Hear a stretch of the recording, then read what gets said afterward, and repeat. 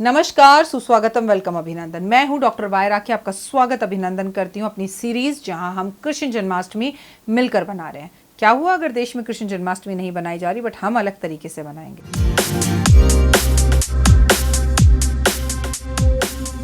चलिए आज हम मिलकर कृष्ण जन्माष्टमी बताएंगे और बनाएंगे और बताएंगे आपको कि खीरे से जुड़े हुए उपाय जादुई क्या होते हैं।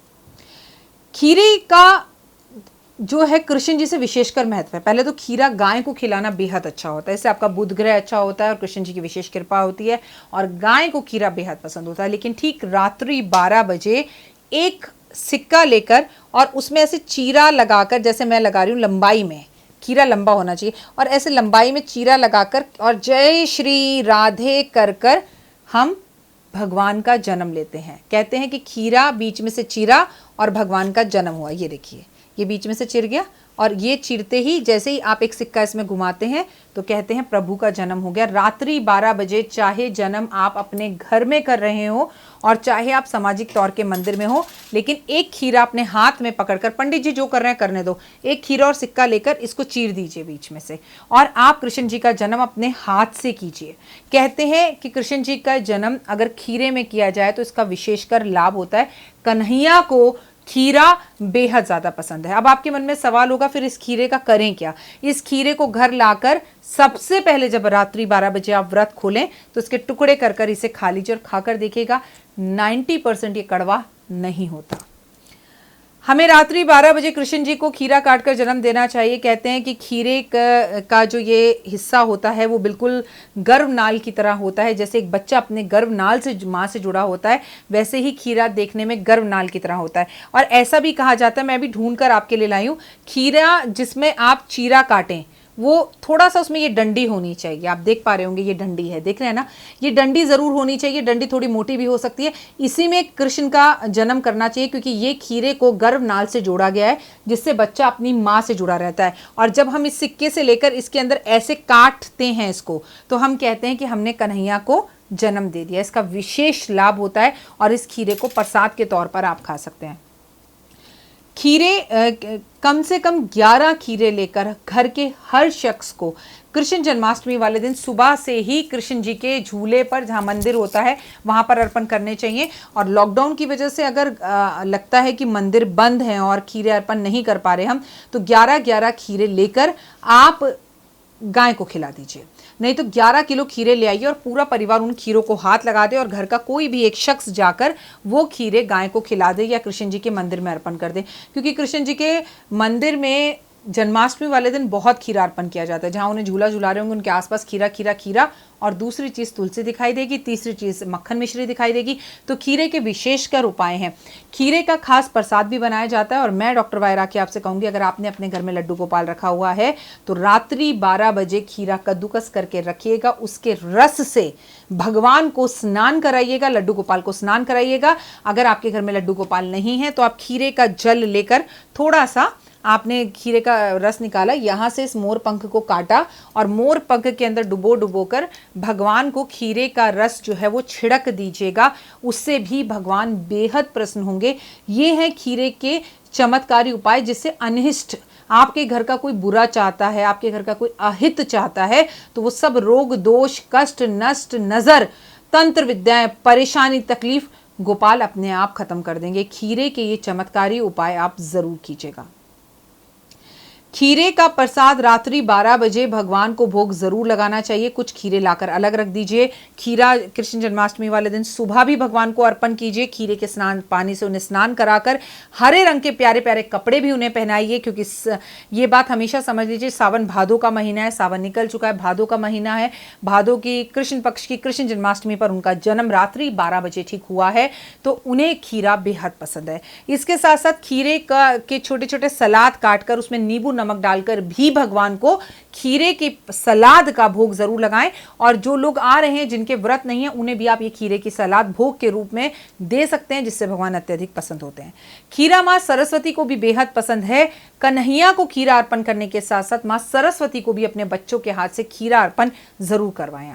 आपको 2 खीरे लेने हैं, 2 मोर पंख लेने हैं और एक प्यारी सी छोटी सी नन्ही सी मुरली लेनी है और अपने पति देव के हाथ से भगवान के मंदिर में अर्पण करवाना है। ऐसा करने से आपके ऊपर, आपके व्यापार पर, आपकी नौकरी पर जो भी मुसीबत, परेशानी, नज़र, दोष सब लगा हुआ है वो खत्म हो जाएगा। हम ना 12-12 बजे तक व्रत नहीं रख सकते, हम मंदिर नहीं जा सकते, हरे रामा हरे कृष्णा नहीं बोल सकते, क्या करें? तो मैंने आपके लिए कृष्ण जन्माष्टमी पर एक सीरीज बनाई है छोटी छोटी। मैं आपको फिर से कह रही हूँ, रात्रि 12 बजे जिस भी खीरे के बीच में ऐसे डंडी हो, ऐसा एक खीरा लेकर भगवान को ठीक 12 बजे अपने हाथ में चीरा लगा दीजिए। अगर आप मंदिर में, वैसा मुझे नहीं लगता कि इस बार लॉकडाउन के इस टाइम पर रात्रि 12 बजे हम सब अपने अपने घर में होंगे, आपका पूरा परिवार सो भी रहा है और आप अकेली पूजा पाठ करती हैं या करते हैं, तो आप रात्रि 12 बजे आप चीरा लगा दीजिए। सुबह उठकर सारे परिवार को कहिए कि मैंने रात्रि को भगवान का जन्म करवाया है और इस खीरे में भगवान का जन्म हुआ है, सभी लोग इसका एक एक टुकड़ा खा लीजिए।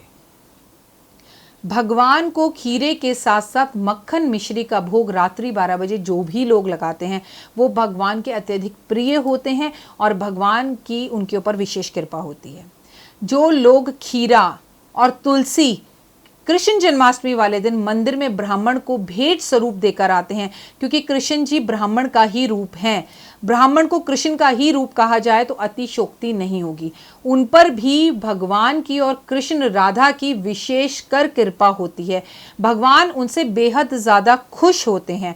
तो आप इन छोटे छोटे चमत्कारी उपायों को कर कर, जहां आपको कोई बड़ा काम नहीं करना, जहां हम खीरे से जुड़े हुए चमत्कारी उपाय कृष्ण जन्माष्टमी पर आपको बता रहे हैं, आपको बहुत फायदा होगा। मैं आपको एक बात बताऊं, कृष्ण जन्माष्टमी पर जब हम छोटे थे ना, तो हम अपने घर के बाहर पूरा रेत वेत लगाकर उसमें खिलौने विलौने सजाते थे, फिर मोहल्ले में निकलते थे दूसरे का घर देखने, फिर वो लोग हमारा घर देखने आते थे और हमें ना इनाम भी मिलता था कि किसका घर सबसे ज़्यादा सुंदर है। वो गुप्ता जी के बेटे ने, वो वर्मा जी के बेटे ने, वो कपूर के बेटे ने, वो शर्मा जी के बेटे ने बड़ा अच्छा सजाया। ऐसी बात होती थी कि उनका बड़ा अच्छा सजता है। बर्फ़ से सजाते थे और उसमें कई तरह के कलर्स डालते थे और डांडिया खेलते थे और राधा रानी बनते थे, कृष्ण बनते थे। मैं खुद एक बार, मुझे राधा की सखी बना दिया गया तो मैं बहुत रोई और मैं रो रो कर जो है बीमार पड़ गई, क्योंकि 3-4 दिन तक ये प्रोग्राम चलता था। तो मेरे पापा ने जाकर कहा, भाई वो तो बहुत रो रही है क्योंकि उसे राधा नहीं बनाया। तो सारी मंडली आई, मोहल्ले के लोग इकट्ठे होकर करते थे काम, क्यों रो रहा है बच्चा, क्यों रो रहा है। मैंने कहा मुझे राधा बनना है। तो अगले दिन मुझे राधा बना दी और मैं बस इतनी खुश हुई। मतलब वो बचपन की राधा बना हुआ बचपन, मेरे ख्याल से मुश्किल से ना मैं 6 साल की होंगी। मुझे आज भी याद है कि मैं खुद को सच में ही राधा समझ रही थी। मुझे ऐसा लग रहा था कि ये कृष्ण है और मैं राधा हूँ। हम जब स्टेज पर रासलीला कर रहे थे तो मैं कृष्ण को बहुत तंग कर रही थी। तो वो ज़िंदगी के खूबसूरत पल ना, ये जनरेशन, हमारे बच्चे नहीं देख पाए, लेकिन क्या आप कभी राधा और कृष्ण बने? आपको अपने बचपन की वो मेमोरीज़ याद हैं? शेयर करिए ना यूट्यूब पर, लोगों को बताइए, कमेंट्स में लिखिए। और आज कमेंट्स में ना सिर्फ राधा राधा लिखिए। कहते हैं जहाँ पर राधा राधा लिखा जाए ना, मैं चाहती हूँ मेरे ये परिवार का ना इतना भला हो, यहाँ पर आज इतना राधा लिखा जाए। जितनी भी सीरीज़ में, ये जितनी भी जन्माष्टमी से जुड़ी सीरीज़ में मैं आपको बता रही हूँ, मैं शूटिंग कर रही हूँ, वहाँ पर ना जय माता दी तो है ही। आप और हम सब जय माता दी। माँ ही ना हो तो कृष्ण जन्म कहाँ से लेंगे, राधा कहाँ से आएगी। लेकिन चलो ना, आज सिर्फ राधा रानी की जय करते हैं। जय श्री राधे, जय श्री राधे, जय श्री राधे। अगर खीरे पर लाल रंग के पेन से या रोली से या लाल चंदन से आप राधा लिखकर कृष्ण जी को अर्पण कर कर आते हो, 11 खीरे, 11 तारीख को जन्म है, तो आपकी मन चाहे लड़के से आपका विवाह होना निश्चित है। खीरा खाने में जितना हेल्दी है उतना ही मन्नतों को पूरा करने में भी हेल्दी है। खीरे के अंदर बूरा लगाकर गाय को आज खिलाने से सरकारी नौकरी के बहुत करीब आ सकते हैं आप। लंबे समय से अगर आप बीमार पड़े हैं और आपकी हेल्थ इश्यूज बहुत ज़्यादा हैं, तो आपको आज खीरे का रस अपने चेहरे पर लगाना चाहिए और चेहरे को 10 मिनट रखकर धो लेना चाहिए। आपको गाय को आज खीरा ज़रूर खिलाना चाहिए। इसके साथ साथ नंदी को भी आपको खीरा खिलाना चाहिए। आप अगर आज खीरे का रस निकालकर शिवलिंग पर अर्पण करें तो शिवलिंग पर अर्पण करने से कृष्ण जी की विशेष कृपा तो आप पर होगी ही होगी। लेकिन अब मैं आपको खीरे से जुड़े हुए चमत्कारी धन प्राप्ति के उपाय बताऊंगी। हरि विष्णु का ही रूप हैं कृष्ण जी, ठीक है, और हरि विष्णु जी की पत्नी है लक्ष्मी जी। अब आप ऑटोमेटिकली जो भी कुछ कृष्ण जी के लिए करते हैं वो विष्णु जी के लिए ही करते हैं, ठीक है ना, वो एक चमत्कारी रूप है उनका। तो जब आप विष्णु जी की कोई भी सेवा करते हैं तो लक्ष्मी तो आप पर प्रसन्न होती है। अगर आपको लक्ष्मी प्राप्ति चाहिए और लक्ष्मी के विशेष आपको आप चाहिए कि वरदान मिले, तो आप आज पंच मेवा लीजिए, 5 तरह के मेवे लीजिए, मतलब इसमें थोड़े से बादाम हो, थोड़े से अखरोट हो, बहुत ज़्यादा आर्थिक स्थिति ना हो तो आप दो दो भी रख सकते हो। पंचमेवा लेकर उसके साइड पर खीरा काटिए, काट कर गोल गोल गोल गोल खीरा चारों तरफ लगाइए और बीच में पंचमेवा हो, और जाकर कन्हैया के मंदिर में अर्पण कर कर आइए या अपने घर के अंदर भोग लगाकर रात्रि 12 बजे इस पंचमेवे का और खीरे का भोग आप परिवार साथ में बैठकर खाए। अब आप मुझसे कहना चाहेंगे नहीं राखी जी, बच्चे तो रात 12 बजे तक नहीं जागे, अब हम क्या करें? तो मैं आपको एक उपाय बताती हूँ। इस वाले खीरे का इस्तेमाल और जो आपने माँ को पंचमेवे का भोग लगाया वो अगले दिन सुबह भी किया जा सकता है। प्रसाद के रूप में अपनी बेटी को भी भेजा जा सकता है, अपनी पड़ोसनों को भी भेजा जा सकता है, छोटी छोटी कन्याओं को भी बांटा जा सकता है। इससे लक्ष्मी की आप पर विशेष कृपा होगी। खीरे पर थोड़ा सा केसर रखकर आप अगर लक्ष्मी जी को अर्पण करें या आज के दिन भोग लगाएं तो लक्ष्मी आपके घर के लिए सारे दरवाजे खोल देगी कि चारों तरफ से धन आए। खीरा अच्छी क्वालिटी का लीजिएगा, खीरे को अच्छे से धोइएगा, खीरे बड़े भाव के साथ भगवान को भोग लगाइएगा, क्योंकि ये छोटा सा दिखने वाला खीरा जो एक चीरा काटने से कृष्ण का जन्म करवा सकता है, वो आपके वर्षों भर के दुखों और कष्टों को हर सकता है। अगर कृष्ण जन्माष्टमी पर खीरे का इस्तेमाल नहीं किया तो कुछ भी नहीं किया। फिलहाल दीजिए इजाजत, नमस्कार। मैं डॉक्टर वाय राखी आप लोगों का स्वागत अभिनंदन करती हूँ। Thank you so much. पोटली के लिए अभी से आप इतना जोश दिखा रहे हैं। दिवाली पर मैं आपको पोटली भेजती हूँ और 9 दिन नवरात्रों की पूजा होती है। इस बार भी पोटली बनेगी, लेकिन लॉकडाउन का टाइम है, सामान बाजार में कम मिल रहा है, लोग कम हैं, पंडित जी कम हैं, तो हम पोटलियाँ इस बार पहले से भी कम बना रहे हैं।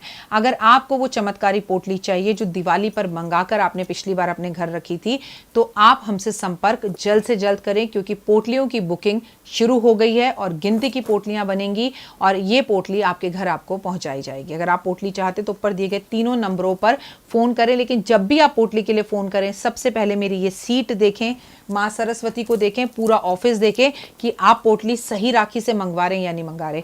वीडियो कॉल कर मेरा ऑफिस देखकर तभी पोटली के पैसे जमा कराइएगा। कितने की पोटली है, क्या है पोटली, कैसे मिलेगी आपको पोटली, तमाम जानकारी अगर आप जानना चाहते तो ऊपर के इन 3 नंबरों के सिवा किसी और नंबर पर कॉल नहीं कीजिएगा। फिलहाल दीजिए इजाजत, नमस्कार।